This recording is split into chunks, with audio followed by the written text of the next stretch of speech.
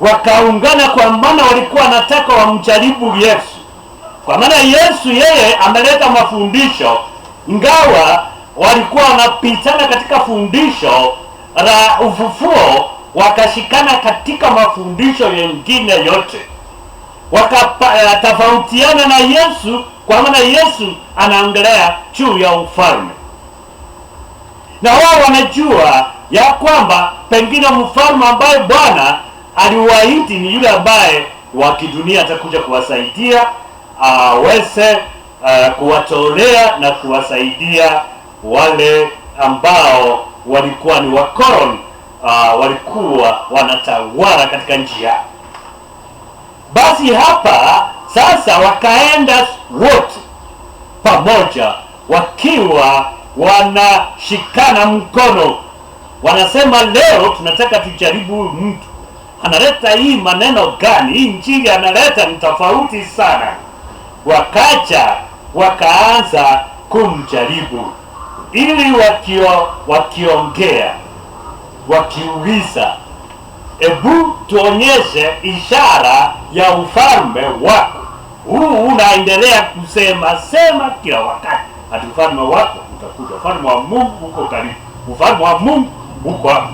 Je, ishara ya ufalme huu unaongelea ni ipi?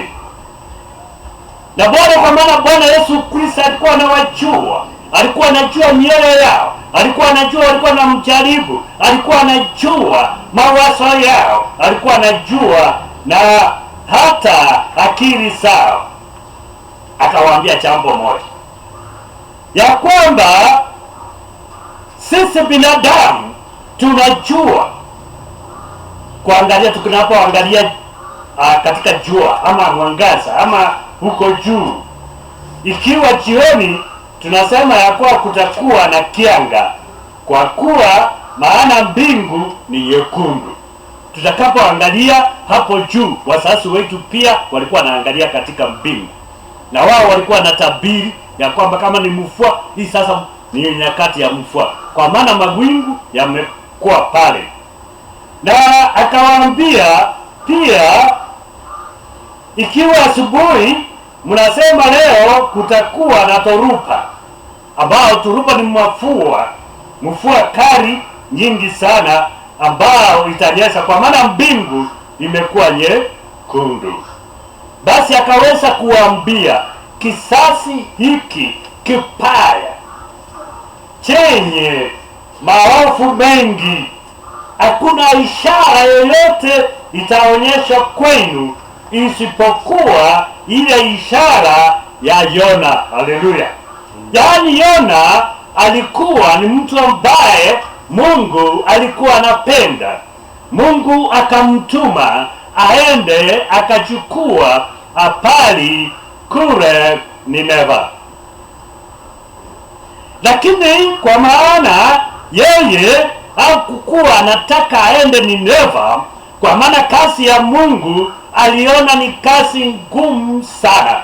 Ndipo sasa akafanya mpango kisiri, kama vile tunaweza kuitwa tufanye kazi ya Bwana, lakini hapo uone ya kwamba kazi hiyo ni ngumu. Utakuwa unajitolea, utakuwa unatoka, hauna chakula, hauna fedha, hauna kila kitu, utaenda unatembea njaa, viatu haina, wewe utakuwa unatembea mchana kutwa, utakuwa unakula kitu. Kwa hivyo naona hiyo kazi ni ngumu. Basi Yona akaona hiyo mambo ya Mungu, ananiita nifanye kazi yake, ndio basi mimi nina mpango, kwa maana niko na akili nyingi sana kushinda hiyo ya Bwana.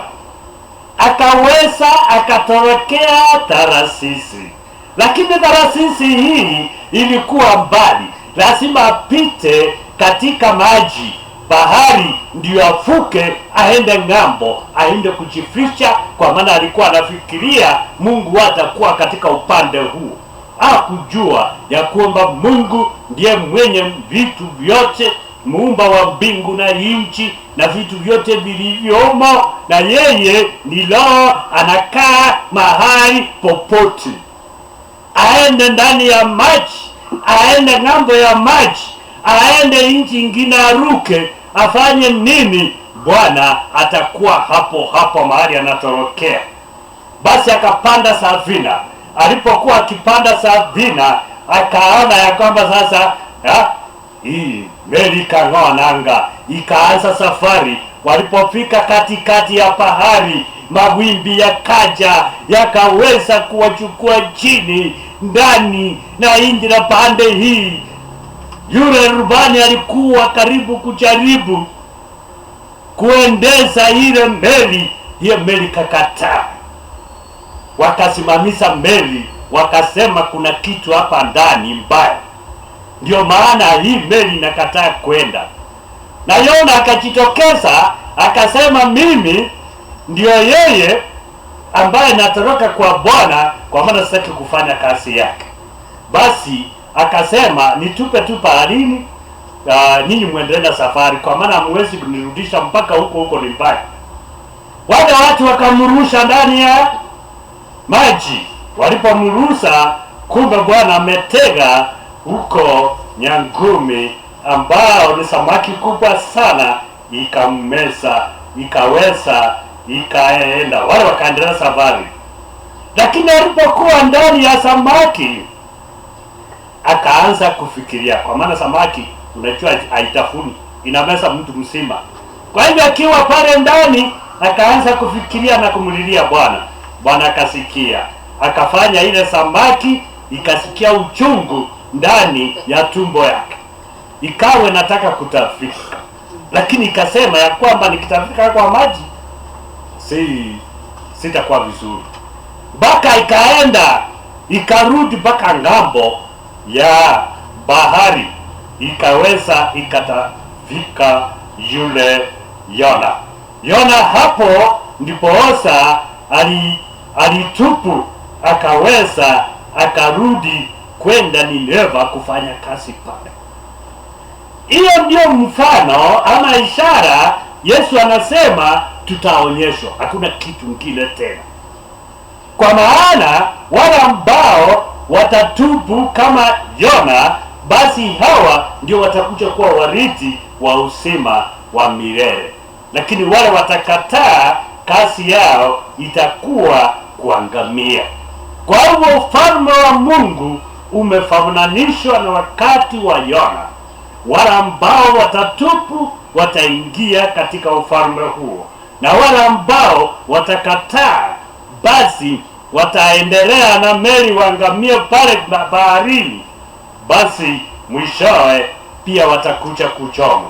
Kwa hivyo kisasi hiki kipaya, kisasi hiki chenye mambo mahofu, kimefananishwa na wakati wa Yona alikuwa atoroke kutoka uso wa Bwana, aweza akajificha, lakini Bwana ako kila mahali. Uwe ukitaka kutoroka, uwe utaki kuja kanisa, uwe utaki kufanya mambo ya Mungu, uwe utaki, Bwana anakujua, anajua mahali ulipo, anakujua mahali utaenda, anakujua mahali utajificha, anajua akili yako, anajua mambo unayofikiria, anajua ujanja wako, anajua kila kitu chako, anakujua, anajua wewe vile ulivyo. Kwa hivyo kazi ya Bwana imewekwa tayari kwetu, kama kwamba anavyotufundisha katika kile kitabu cha Mathayo ya kwamba mavuno ni mengi, wafunaji ni wachache. Kuwa mmoja wa wale ambao watakuwa watenda kazi wa Bwana, ili Bwana atakapokuja akupe taji, kwa maana anasema niko na taji yangu mkononi kuwalipa kila mmoja kulingana na matendo yao. Basi matendo yako